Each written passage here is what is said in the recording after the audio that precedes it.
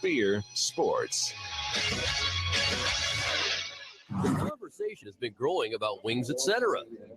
See, Wings Etc. has those award-winning jumbo wings. They're popular for both dine-in and carry-out. Now, the word is getting out about Wings Etc.'s appetizer lineup. From the ultimate nachos to the deep-fried pickle spears, frankly, they're irresistible.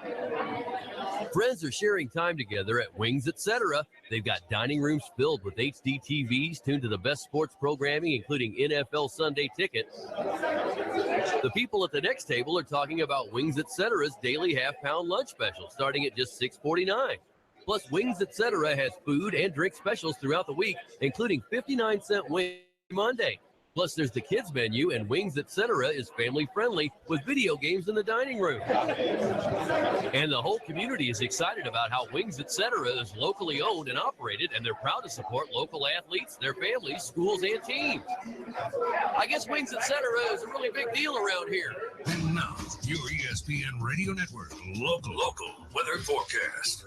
Heading up towards record territory with a high temperature on Monday and a warm finish to the weekend. Now we drop it back to around 50, partly to mostly cloudy skies. We'll see some early sun for Monday, more clouds for the afternoon. We'll get up to 74. Some light rain late Monday night, overnight low around 55. We hold on to a chance for the showers Tuesday, afternoon high near 70. From the Weather Channel, I'm meteorologist. You're up to date with the latest weather forecast right here on the ESPN Radio Network. This is your local home for Mike and Mike, the Sports Huddle, and all your favorite teams. Get it all right here. Makes my day go great. On the SEMO ESPN Sports Network. Check this out right here. Do it! It's time now for the Redhawks Coaches Show on the SEMO ESPN Radio Sports Network. The Southeast Coaches Show airs at ESPN 92.9 FM and 1220 AM from Wings Etc. in Cape and Jackson. This is your chance to delve deep into the Redhawks basketball season with head coach Rick Gray. So what do you say? Come on, let's go. Let's go. Let's go live to Wings Etc. on SEMO ESPN.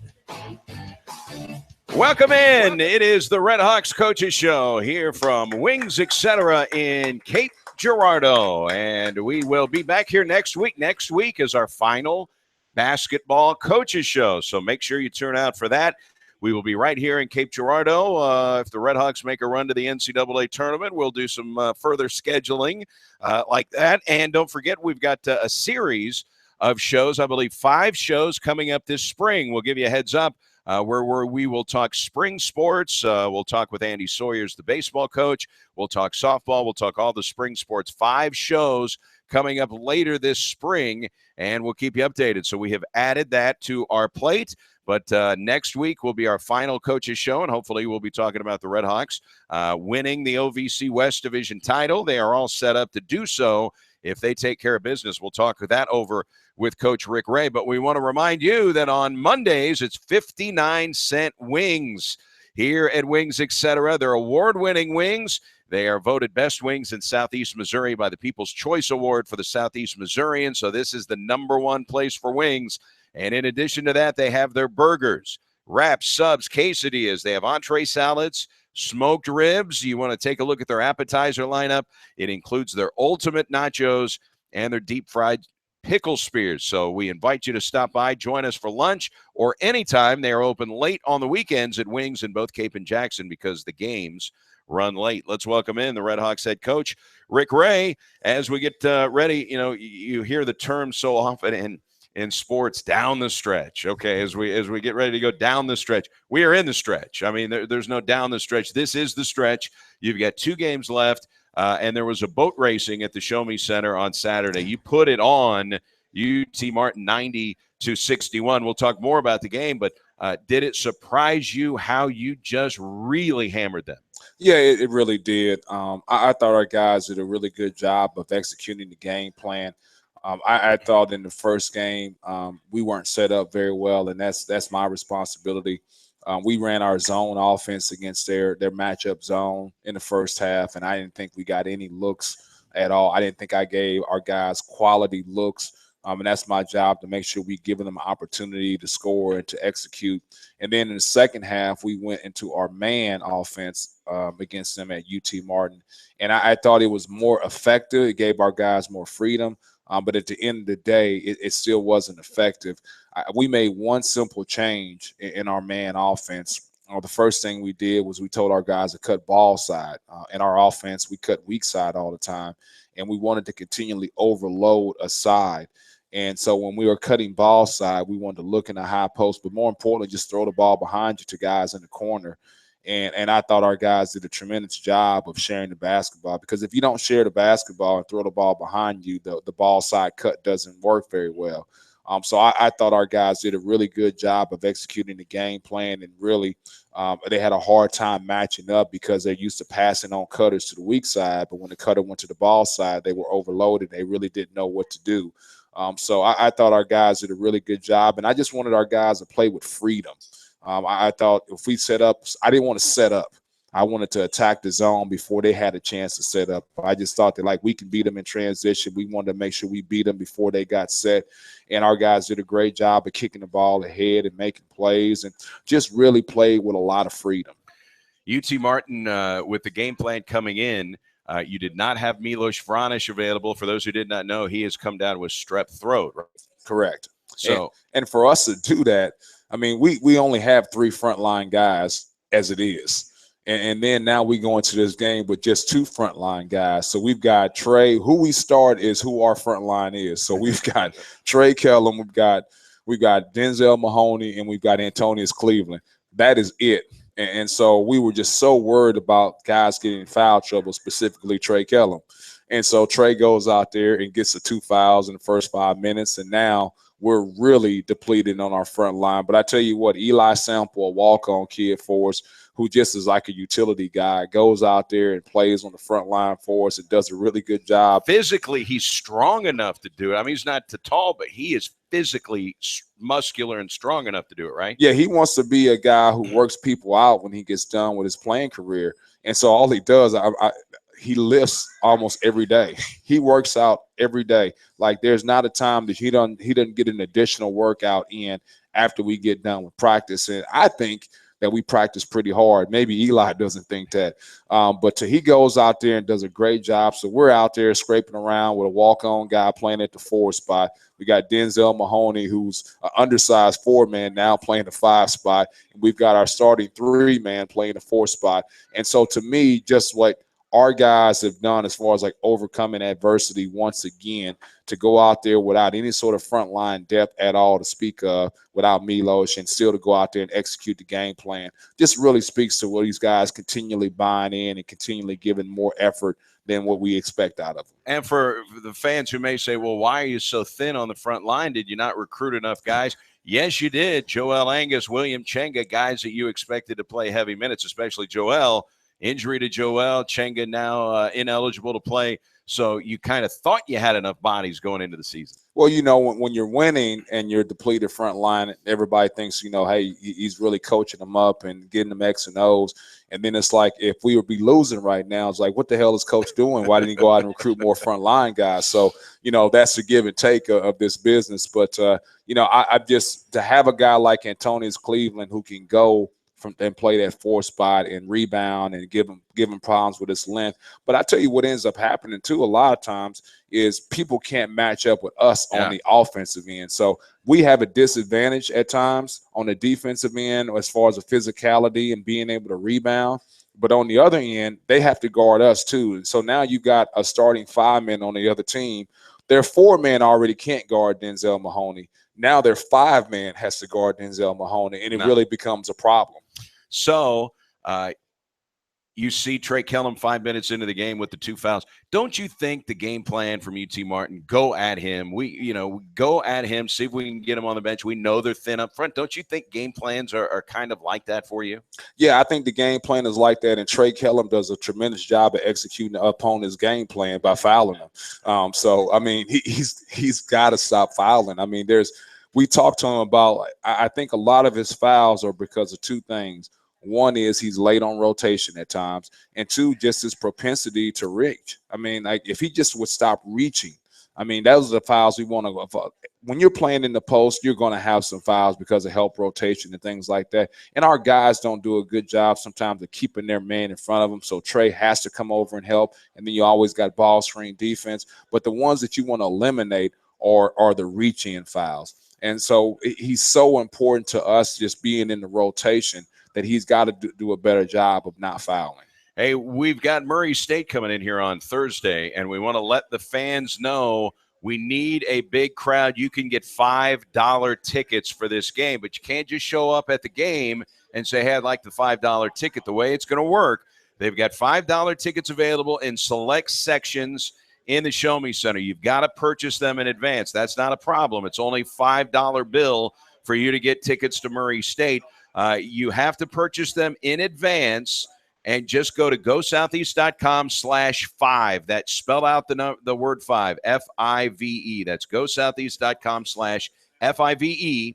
Or you can call the ticket office anytime between now and Thursday when the racers come to town, 651-2113, 651-2113. Or you can just stop by the ticket office. It's on Broadway next to Emo's in Cape. They're open from 8 to 5. So all the different ways. Stop by next to Emo's at the ticket office, 8 to 5. Bring a $5 bill. You're walking away with a Murray State game ticket. GoSoutheast.com/FIVE.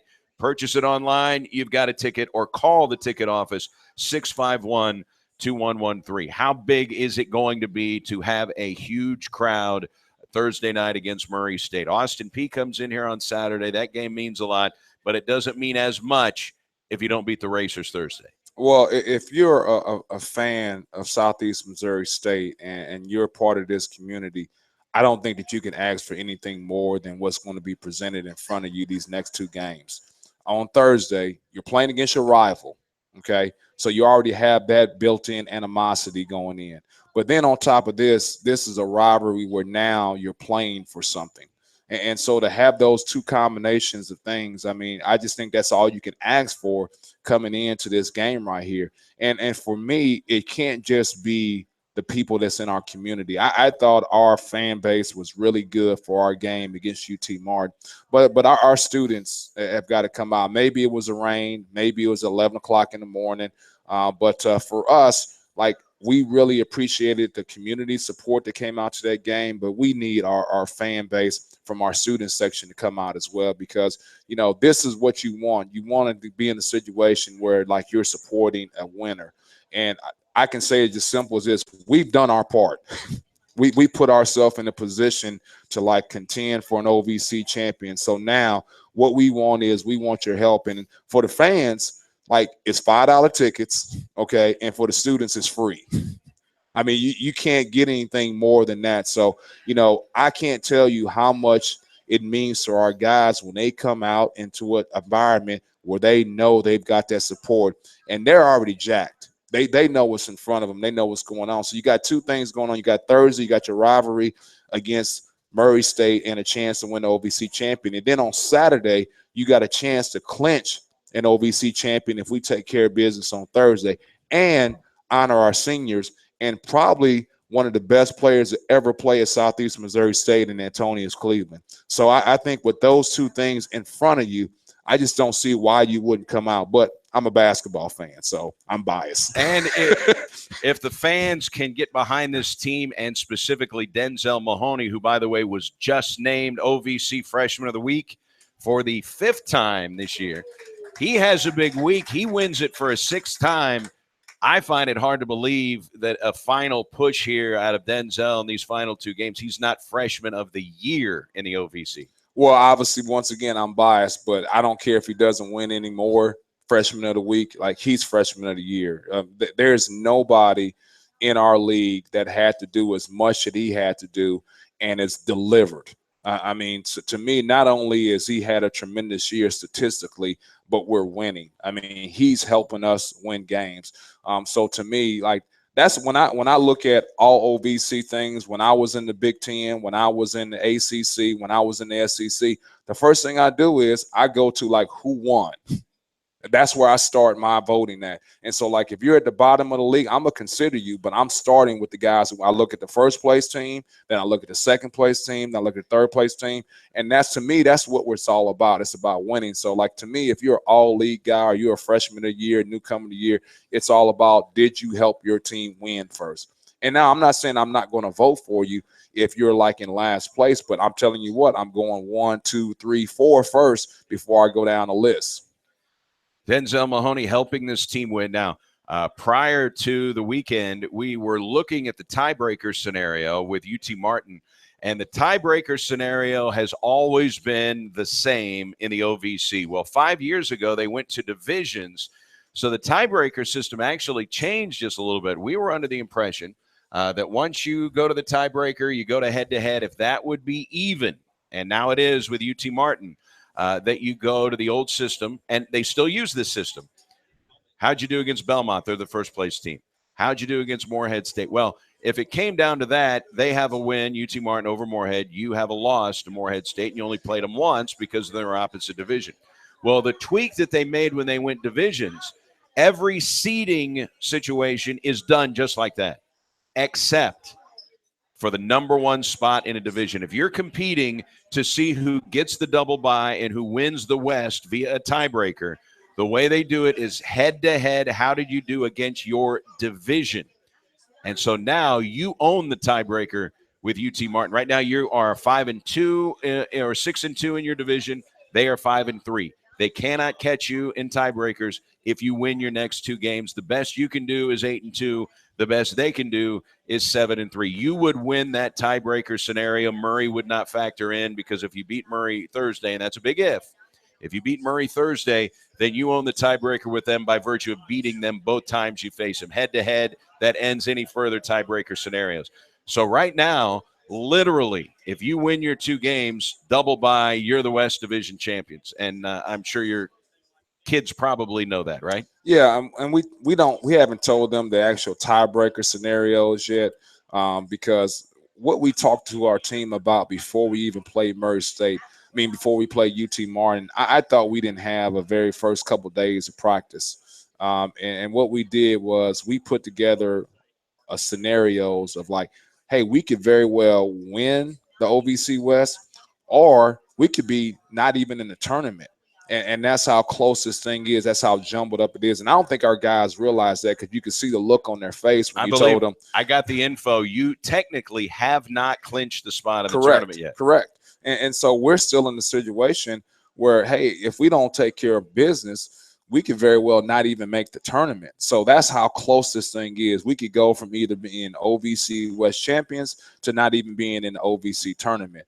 And our guys didn't realize that. They thought that, we're playing for a championship. No, you're still playing for a berth into the OVC tournament. And so we talked to our guys about how small of margin error there is, and we put together a highlight tape. Coach Tom Berryman did a great job putting together a feel-good highlight tape for him. But also we put up some words about like tired, fatigue, bored. But the biggest thing we talked about is word regret. And so, like, don't let some of these things that's in your head, complacency, being bored, being tired, end up going to the word regret, which will be a big regret because you didn't do the things necessary in order to call yourself a champion. Like, there's not very many times that you can say that you were a champion, and it's right here in front of you, and you control your own destiny. So this is all that we can ask for, is that we're not worried about this guy's got to beat this team's got to beat this team. No, if we take care of our own business, and that's all you want, then we can call ourselves champions. If I told you before the game, okay, Coach, the game plan going in against UT Martin is to shoot 34 three-point shots, you're probably going to say, no, that's not our game plan. But 16 out of 34, man, you were just lighting them up. And what did you feed Daniel Simmons for the pregame meal? 5 of 6 from three-point range with that unorthodox-looking shot that he had. Well, Daniel was never lacked for confidence. There's never a time that, like, Daniel was down or he didn't think he could make shots. But I told our team this after the game. He's been coming in before practice and after practice and getting up shots. And we practice at 6:30 in the morning. So he's there before practice sometimes. He's there after practice sometimes, this whole week just getting up shots. And it's a direct correlation to the way he played. I mean, he hadn't been shooting the ball great. He had been struggling shooting the basketball, and then he comes into the game, and I told our team, it's a direct correlation. If you put in the work and you put in the time, it does affect your game. So he's never had a lack of confidence. It's just all about, like, routine and habits, and he had some great habits this week, and it paid off for him. Do you talk about that with your team as to say, hey, we got 2 games left. We can miss the tournament. We can win the West. Look what happened with Daniel. He put in the time. Is somebody going to beat Daniel to practice at about 5:45 in the morning tomorrow? Well, it's amazing. So we get done with practice this morning, and pretty much our whole team stuck around and got up shots. Now, obviously, a couple guys had class obligations that they had to get to, academic obligations. But for guys that did not, they all stuck around and shot. And it's infectious. When guys see people experience success, they want to experience the same type of success. And now it becomes a competition. And the thing to think about this is our best three-point shooter percentage-wise probably is Taj Edey. And Taj goes 0-6 from the three-point line. So we still have that three-point shooting performance with a guy who normally knocks down 2 or 3 threes himself going 0-6 from the three-point line. But isn't it nice to have other options? Whereas last year, if your best three-point shooter went 0 of 6, you lose by 15 points, right? Yeah, and there was a question, who was that? Who was our best? Right. Now, Hoopy was around, so Hoopy would say that right away that he was the best three-point shooter. Now, he made the most of it, but he didn't shoot the highest percentage. Exactly. So, to me, just having more guys and playing small attributed to that as well, too, against that matchup zone. So, we have more guys out there at a given time that were a three-point threat. 21 points for Antonius Cleveland, coach, 9 of 14 from the field, and he grabbed 5 rebounds, had 3 steals. He is so adept at stealing the ball, one of the best in the league at that. Knowing that his career is winding down, he's only got 3 home games left. He's going into this game saying, probably in his mind, I'm going to leave it all out here on the floor. And clearly, Antonius Cleveland left it on the Show Me Center floor. Yeah, and that's the thing. The people that were most disappointed in our practice sessions going into the UT Martin before we had that team meeting was our seniors. And it really disappointed me because those are the guys that it affect more than anything.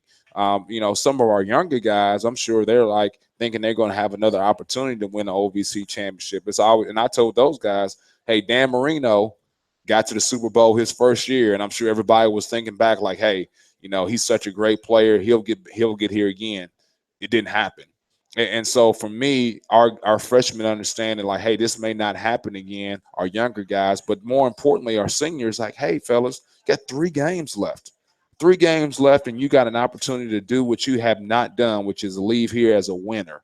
And I just was disappointed in their camaraderie, getting other people going, them having great practice habits, having some enthusiasm, some energy in practice. I thought at the very least our seniors would have that, and we'd have to get the younger guys going. So that's the main thrust of that team meeting, was to get our seniors going. And to their credit, they did a good job in the next practice sessions and got ready for UT Martin, went out and executed. And you look at a couple of seniors we mentioned, Antonius with 21, 15 points for Jamal Calvin. He had 3 steals as well. He's another guy who's very adept at taking the ball away. Little guy, 4 rebounds in the game. So when it came time for the lights to go on and the popcorn starts cooking, the seniors did step up in this game. Yeah, they really did. And Jamal's a guy that can make shots for us. He's such a smart basketball player. He can figure things out. You can make some adjustments at halftime, and he picks right up on it. But I'm just really, because he's the guy that talks the most on our team. Whether it's in the locker room, on the court, off the court, he's the guy that's really distributed and done some good things as far as having some leadership qualities. Boy, if I told you before the game that there was any chance you could hold Jacoby Mobley to 4 points in the game, you just don't hold him to 4 points in a basketball game. He ends up going 0 for 2. He doesn't even hit a 3-point shot. That's a major storyline in this game. This guy is a guy that had 25 against you the first time, and he was the focus of your defense. He still had 25. Yeah, I think in our league right now, and I told our team this, there's so many guys in our league that if you make a mistake on from that guard position, it's a 3. I've never been in a league where there's so many lethal 3-point shooters. UT Martin has 2 of them with Mobley and Butler. And if you look at other teams, Austin Peay has Josh Robinson. Obviously, Murray State has Stark. Xavier Moon over at Morehead State. Just where you make a mistake, it's a 3. And he got off 9 3-point attempts in our first game. and that's way too many. We told him it's absolutely we have to make him bounce the basketball. Making him take a contested three-point shot doesn't matter. He makes those contested three-point shots. So we wanted to make sure like we make him cut back door. If the ball is coming to his side, just get on top of it and deny. And if he back cuts us and get layups and things like that, I'd much rather have him trying to shoot a contested layup than a contested three. And it sounds crazy, but you would think the percentages play out in his regard, and also with Butler, that you want to make those guys take contested 2-point shots rather than contested 3-point shots. But that's one of the storylines that may have been hidden in that you hit 16 threes and scored 90 points. Jacoby Mobley, one of the best scorers in the OVC, had 4 points. Yeah, and I tell you, I go back with Jacoby because he was from Starkville, and I was at Mississippi State, so I've known him for a long time. And he's got a banter about him. He talks, and he's a good kid. So I mean, just before the game, he was talking to me, Coach. He said, "I'm going at these guys' heads. You better have them ready because I'm putting up some threes." And he's one of those guys that doesn't have a conscience. I mean, it doesn't. He can miss 9 in a row. He's still going to take that 10th one with extreme confidence. So I thought our guys did a great job. I'll tell you this, we made an adjustment there probably 10 minutes into the game because they were really chopping us up on some of their ball screen and handoff dive action. We just wasn't picking up the dive. So we just started switching everything because Trey wasn't in anyway. And so what's the difference between Antonius Cleveland guarding somebody and Denzel Mahoney and Daniel? So we just started switching everything, and it really kept everybody in front of us with our switching action. You know, we talk about Daniel Simmons, one of the other big numbers, Coach. 20 minutes, 1 turnover for Daniel Simmons. Yeah, that's the most amazing stat right there. The 5 for 6 from the three-point line, I think is a great stat, but the fact that he played that many minutes and didn't turn the ball over except for one time, I mean, just really did a good job in that department. And just to piggyback on that, the fact that Taj Edey, 11 assists, 0 turnovers. I mean, both our freshmen played major minutes, Denzel and Taj, and neither one of them turned the ball over. And on top of that, with Taj having 11 assists, just did a great job of taking care of the basketball. This is not a slam on any other player, but over the course of your long career, you see a freshman player who's a good shooter. He's having a bad game shooting the basketball. How many times have you seen that affect the entire game for that young, inexperienced player to where they're really not much of a help to you out there? They may be thinking about it. They may be pouting. They may be frustrated. You know, they just may be out of sorts. So in a game where he goes 0 of 6 from 3, your freshman, he has a career-high 11 assists. So a game where he's not doing what he normally does, which is make shots, and still finds a way to be extraordinary and help you win the game. How rare is that for a freshman? Well, I've only seen it one time, and that was working for Coach Waldman at Indiana State. We had a freshman named Michael Mentzer, who was a tremendous player. But now the reason why he was able to be extraordinary when he wasn't shooting the ball well was like Coach Waldman would put the fear of God in him. And so that he'd say, hey, you would have to like contribute in some other shape or form. But you know, for him to have the calmness to still go out there and play, because when I took him out the last time he missed his 3, I think he was 0 of 5 at that point. He came down, he's like talking to himself, make a shot. And I was like, hey, I'm not taking you out because you missed a shot. I'm taking you out because you got burnt on the defensive end. Let's play some defense. You know, like you missing threes. I'm not concerned about that. You'll make those, but like let's get some stops on the defensive end. And he got it. I mean, he got it, but he's such a smart basketball player, has a tremendous basketball IQ. He sees things developing before it happens and can find people. But you know what I'm saying, though? Oh, when yeah. a guy is off with his shot, sometimes guys aren't even – they're kind of useless sometimes. That's not just freshmen now. Let's be clear on that. It's like the whole entire like freshman, sophomore, junior – guys play vicariously through their offense. If they're not doing well on the offensive end, it's really hard to try to get them to defend. So what we want to do is, like we always talk about guys, hey, regardless of what's going on in the offensive end, let's play defense. But it's that, how many times have you ever seen a guy come down on defensive end, slapping the floor, clapping and things like that after they miss 5 shots in a row. I mean, it just doesn't happen. Boy, you see a guy make a 3 and all of a sudden he's coming down on defensive end, they're slapping the floor, they're talking and things like that. They play through their offense. You can preach to the cows come home about like playing defense regardless of what's going on the offensive end. That's just not the way it is. The culture is so different now. So for Taj to be able to do that as a freshman really is special. But, I mean, that's the whole – I don't care where you are. Guys want to see their shot going in on the offensive end, and then they'll defend. So he goes 1 for 7. Does it give you a little glimpse, the fact that he's not hitting his shots but still had 11 assists? Does it give you a little glimpse into his future? Special player. Yeah, and for Taj, the biggest thing that we need to work on for him in the offseason is just like strength and development. He needs to get bigger, stronger, faster. And if he works at it, that done. Coach Johnson will do a tremendous job with him trying to get him on that path. But I always tell guys, it's not what you just do in the weight room. You're in the weight room for an hour, 5 times a week. So that's 5 hours. You're not going to get bigger and stronger and faster in that 5 hours. It's like your eating habits and your sleeping habits, and are you getting a lot of fluids in? That's the difference in whether you're going to be special or not, as far as like gaining weight and things like that. So we'll talk to Taj about that, but I think he does. If he gets bigger and stronger, and some of his defensive deficiencies happen because he's just so weak. I mean, he's 155 pounds, so I really believe that once he gets some size and strength on him, that he'll be a better defender too. Let's take a time out here from Wings Etc. in Cape, and when we come back, we will talk a little bit more about UT Martin and the big game with Murray State coming up on Thursday. Again, $5 tickets, and you cannot just show up and buy your $5 ticket at game time. You got to get them in advance. Ways to do it. Log on, GoSoutheast.com/5. That's FIVE, GoSoutheast.com/5. You got a $5 Murray State ticket. Call the ticket office, 651-2113. 651-2113. You've got a $5 Murray State ticket, or just, it's a nice day. You're walking. You stop by the ticket office at 1221 Broadway next to Emo's Pizza and buy your ticket. Bring a fin with you, and you'll walk out with a Murray State ticket. So $5 tickets in advance for the Murray State game on Thursday. And if you're just joining us, Denzel Mahoney named the Freshman of the Week in the OVC for the 5th time this year. Let's take a time out. We're at Wings Etc. Good food, great times. We're back after this on SEMO ESPN. Has been growing about Wings Etc. See, Wings Etc. has those award-winning jumbo wings. They're popular for both dine-in and carry-out. Now the word is getting out about Wings Etc.'s appetizer lineup. From the ultimate nachos to the deep-fried pickle spears, frankly, they're irresistible.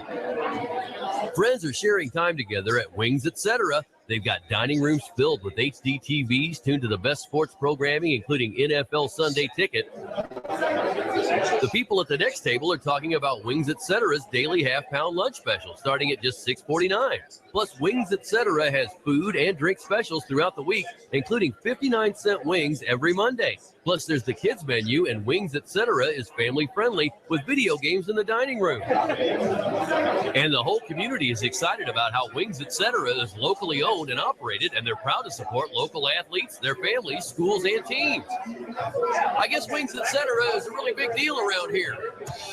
The Jeep Renegade is one sweet ride. And at Isle Casino Cape Girardeau, we're giving one away during our Sweet Ride giveaway. On Saturday, February 25th at 11 p.m., there will be a grand prize drawing. We'll draw 10 finalists. One will win a brand new Jeep Renegade. The other 9 will win $500 each. Plus, you can win $250 every half hour from 6 p.m. to 10:30 p.m. Get one free entry daily, February 1st through 25th. Earn additional entries for every 250 tier points earned or 2 hours of rated table play. Starting February 1st, we'll draw 25 qualifiers daily at 10 a.m. and 10 p.m. Earn 10 times entries on Fridays and Saturdays from 8 a.m. to 11:59 p.m. Feel free to hit the road. Don't miss the Sweet Ride giveaway at Isle Casino Cape Girardeau, Saturday, February 25th. Must be 21, subject to change or cancellation. Rules and promotions may vary. Complete rules and eligibility for promotion are available at Fan Club upon request. Not valid for persons on the Missouri Disassociated Persons List or excluded from Isle of Capri properties. Bet with your head not over it. Gambling problem? Call 1-888-BETS-OFF or email freehelp@888betsoff.org. And now, your ESPN Radio Network local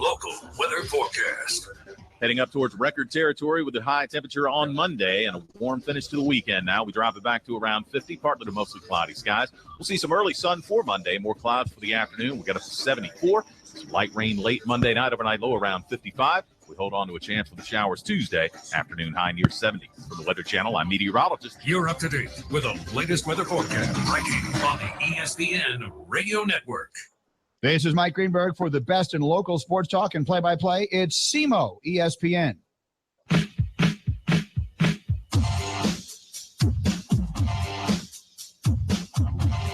All right, little Tone Logue bringing us back to the Redhawks Coaches Show at Wings Etc. in Cape Girardeau. Now, when I was in high school, man, Tone Logue was at his peak.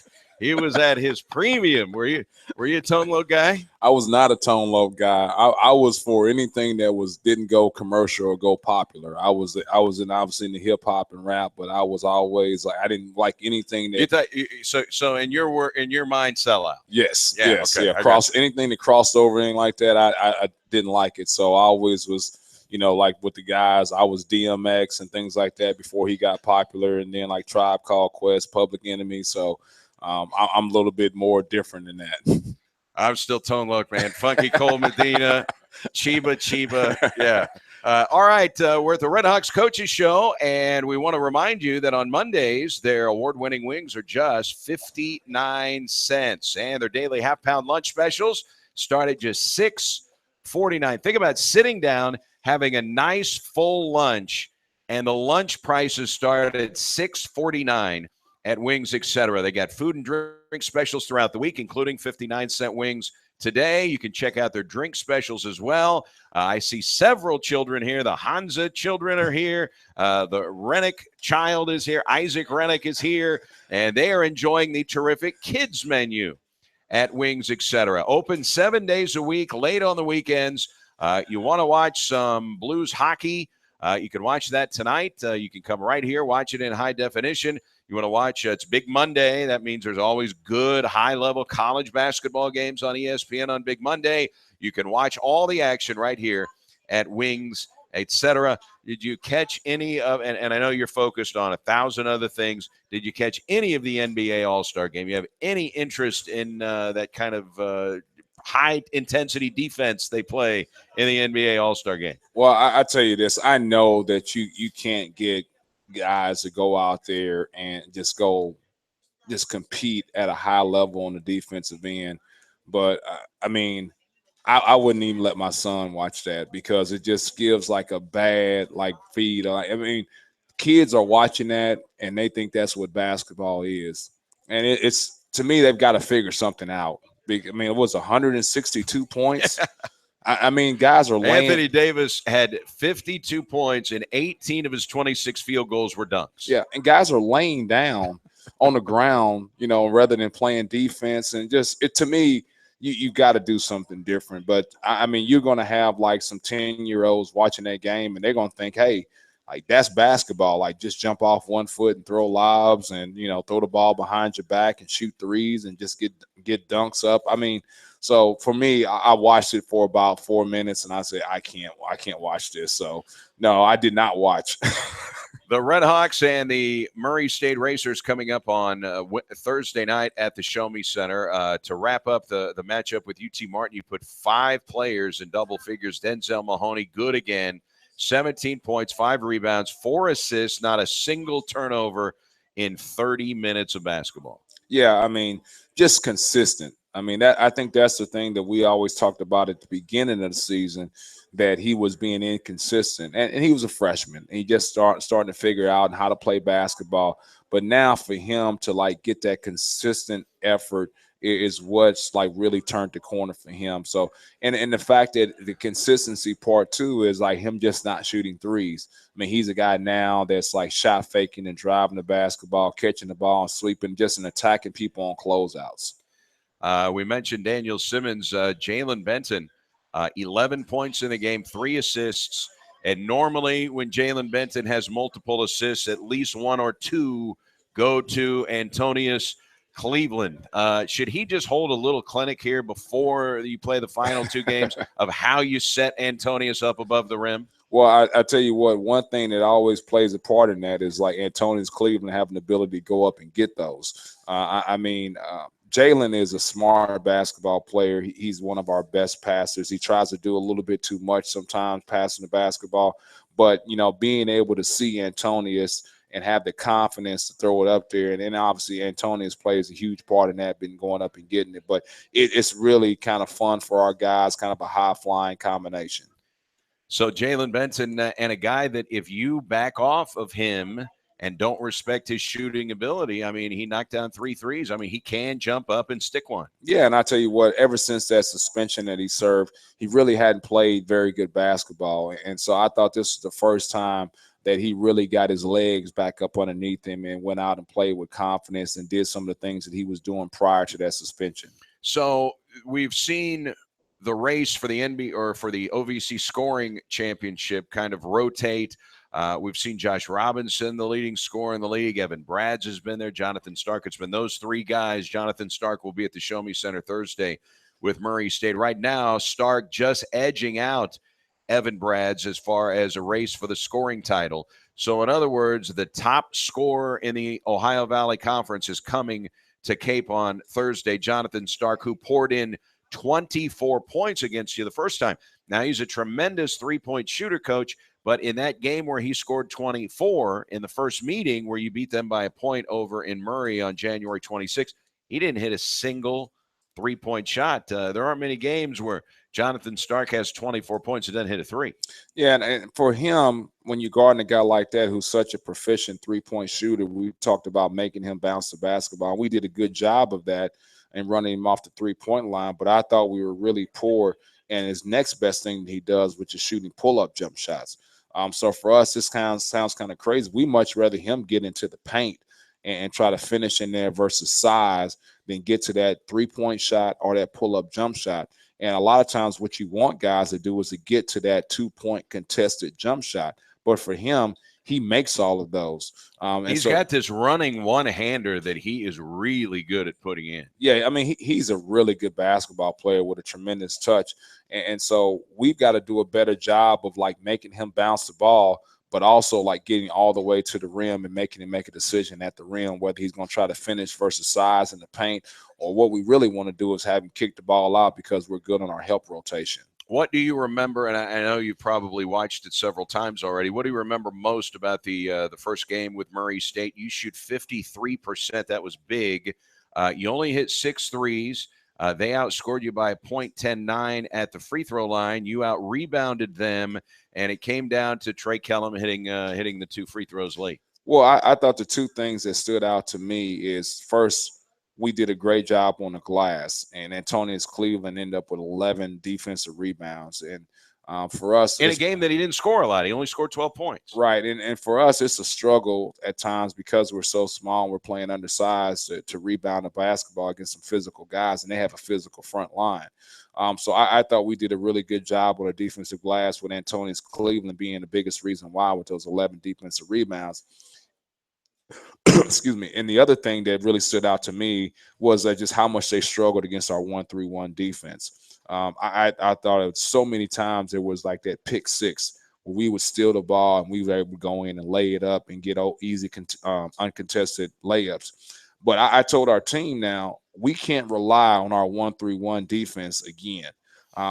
They got coaches, they got film.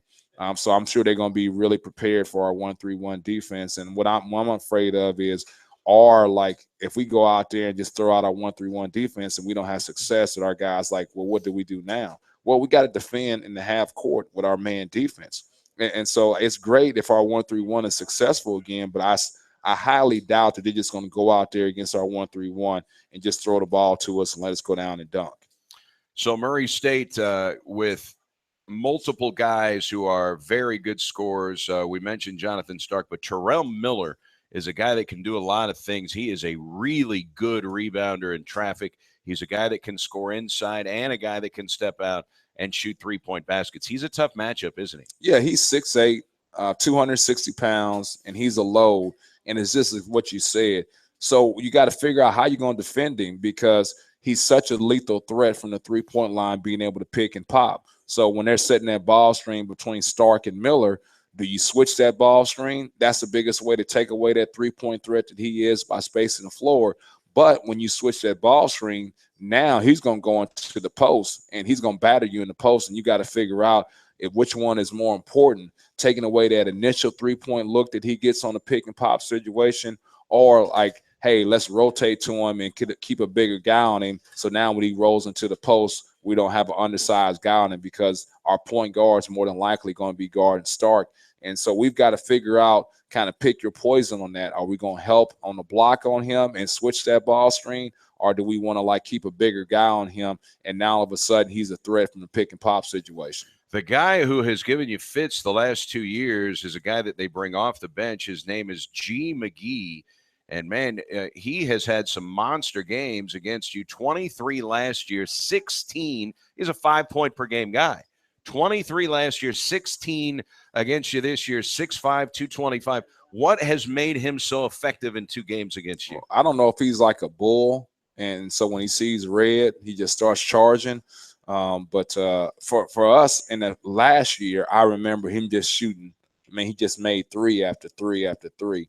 And then this season, he really attacked us off the bounce. He's one of those big, physical, strong guys, kind of got a body like Denzel Mahoney.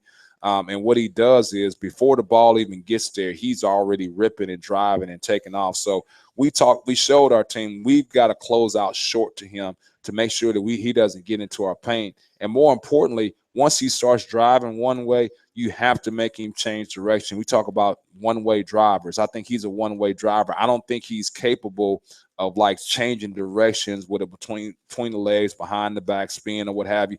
We got to make him change direction because once he starts going one way, he's so big and strong, you're just going to foul him if you try to get in front of him. And they really didn't have an answer for Denzel Mahoney either. 23 points, 9 of 15 shooting. He also grabbed 5 big rebounds in that game. Yeah, I thought he did a tremendous job on a pick and pop situation. We thought that they would struggle a little bit with Terrell Miller guarding him. And to me, that's what we thought the matchup would be. Could we guard Terrell Miller? And could they guard Denzel Mahoney? Because they're so different types of forwards. And so for us, they didn't switch the ball screen action, and Terrell Miller was continually in a closeout situation against Denzel, and Denzel did a great job of not just settling for three-point shots, but sweeping and driving and attacking the rim. What did you see? Eastern Illinois went in there and really handled Murray State at home. That doesn't happen a lot, and especially you go back and look how many times Eastern Illinois has won a game in their history at Murray. They don't hardly ever win at Murray State. They hit 15 of 30 three-point baskets. They held Murray to 4 for 20 from three-point range. Obviously, if you're making threes, that's great. But what did you see when you watch video of that game and how easily? I mean, and they rolled away from Murray State. How easily Eastern beat them? Well, first of all, Demetrius McReynolds went out of his mind. I mean, he was taking contested. He's a Red Hawk killer too. Yeah. Just let's not make him any mistake. Yeah. Yeah. He was taking contested three-point shots. There were threes where he was like Kobe Bryant, jab, shoot a three. I mean, it had anything to do with the offense or what they were running. I mean, he had 7 threes, and each one of them were contested, tough three-point shots. And I thought the other part of it was in that Eastern Illinois motion action, every time they got the ball, they would penetrate into the paint, and Murray State continually helped on that drive, which left Lewis wide open at the three-point line, and he would either get in and shoot a three or he would one more to the other side. So I just thought that they did a poor job of keeping them out of paint on middle drives, and that's what led to a lot of their three-point shots. You know what I think is interesting? You just saw Eastern Illinois. They got you in overtime. They just went to Murray State and won.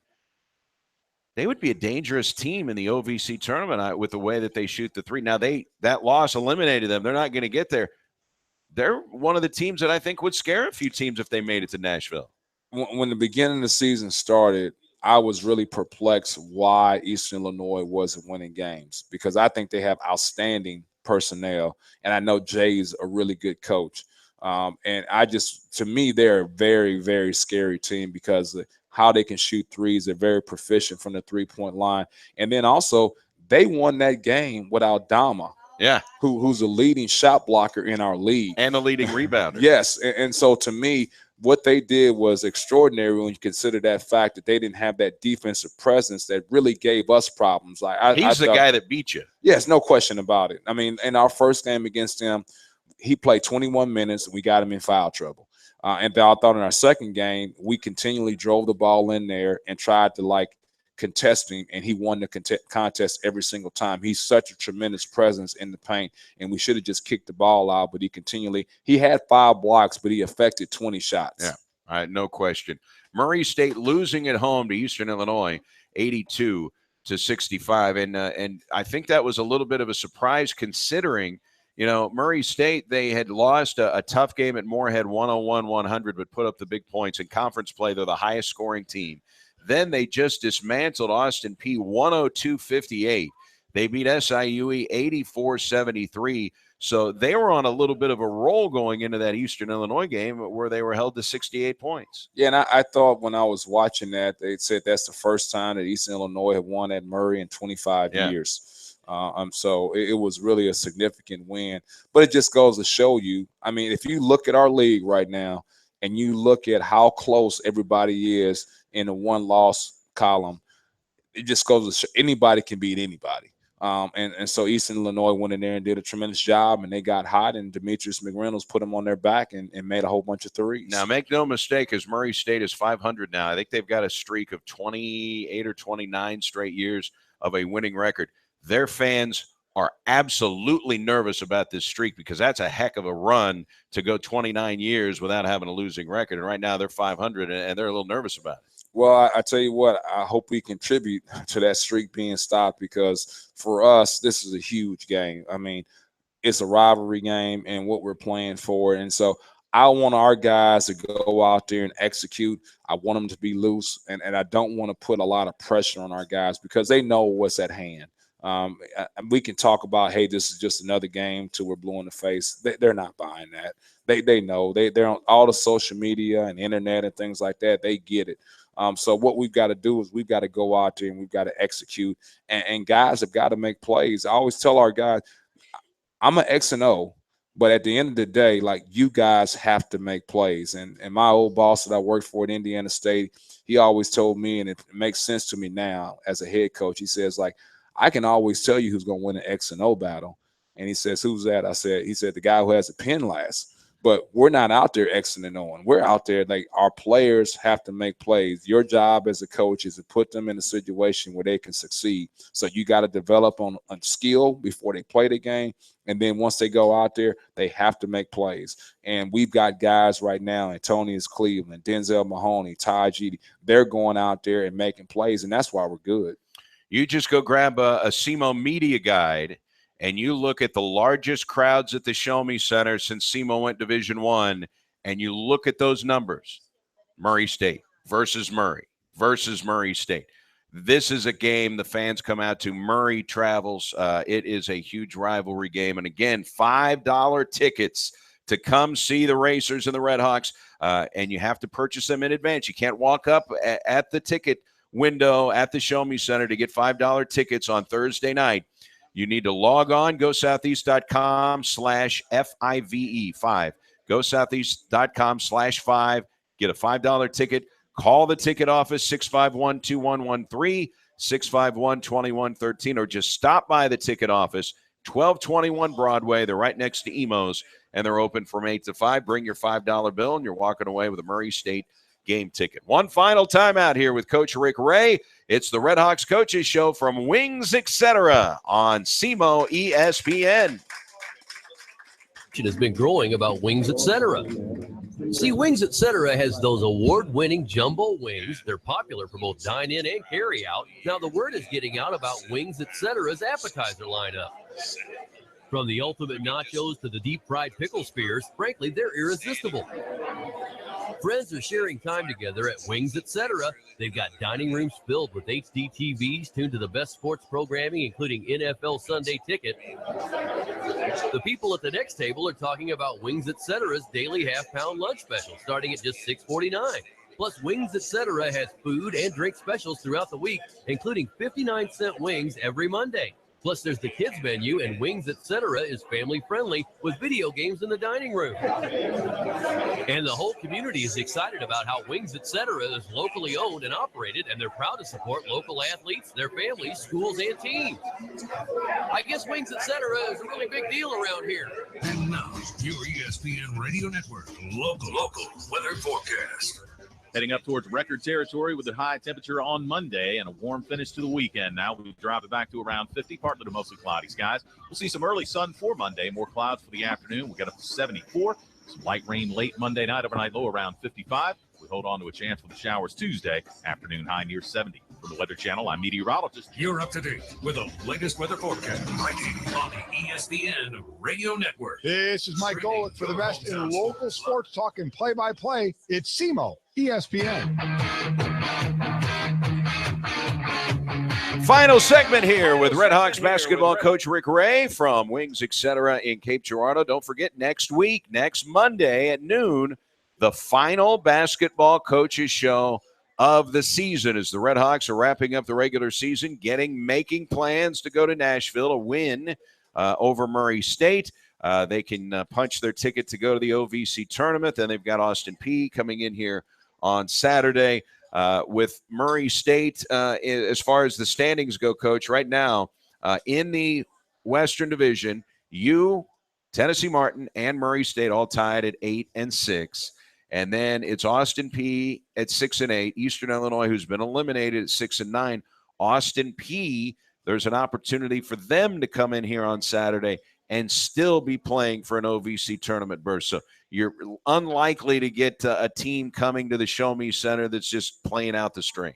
Yeah, and I don't think Coach Luce is such a good coach and motivator that even if they're not playing for anything, I surely suspect that they wouldn't come out here and just lay an egg, because he's going to have his guys playing.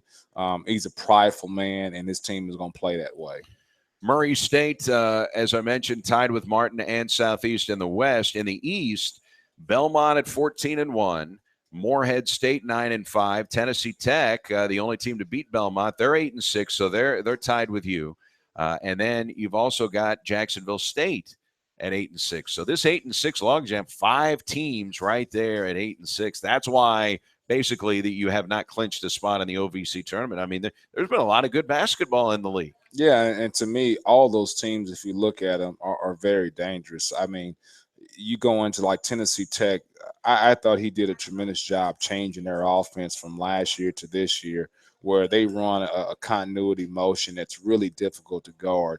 And obviously he's got some good players to go along with that, but I thought he did a tremendous job in changing their offense. And we talked about Eastern Illinois, who's been eliminated from the OVC tournament. I wouldn't want to play those guys. No. I mean, they're playing really well. So I think our conference, the margin of error between each team is really, really small.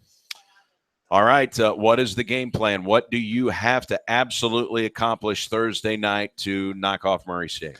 Well, number one for us, and I'm sure I talk about it probably too much, is securing the basketball. We've got to do a great job of taking care of the basketball. We can't play by running them down. Our defense is no good if we're running them down. So we've got to make sure offensively we take care of the ball. Then the other part of it, to me, is just as important as the turnovers for us offensively, is not falling in love with the three-point shot. I mean, we're not playing a team that plays a matchup zone. We're playing against a team that plays man. And so now those threes that we had against UT Martin, we can't all of a sudden think we're the Golden State Warriors. We've got to go out and take quality shots and try to attack the paint and get the ball inside. Now, they do play some zone, and they played some zone late against you. We kind of thought maybe they would switch a little earlier, but you are preparing for a little zone, Oh, right? yeah. We always prepare for that. Ever since we played our first game against Illinois, and we were playing so well at Illinois, and then all of a sudden Illinois went zone, and we just didn't execute it all in our zone offense because we hadn't dedicated enough time to it. Ever since that point in time, we will be prepared for zone. There's no question about that. And then the other part for us defensively is we can't let their two guys, Stark and Miller, kill us. We've got to find a way. Now, we don't want other guys going off and having career highs. McGee. Yes, but Yeah. we've got to make sure that we contain Miller and Stark because we know where they're trying to do. A lot of times it's just a two-man game between those two. And it's like R2, which is Murray State, we think they're better than your two, and you want to figure out how to guard them. And get off to a quick start. A lot of people may not remember you were down 14 points at Murray State before you came back to win. You don't want to have to try and do that again. No, definitely don't want to do that.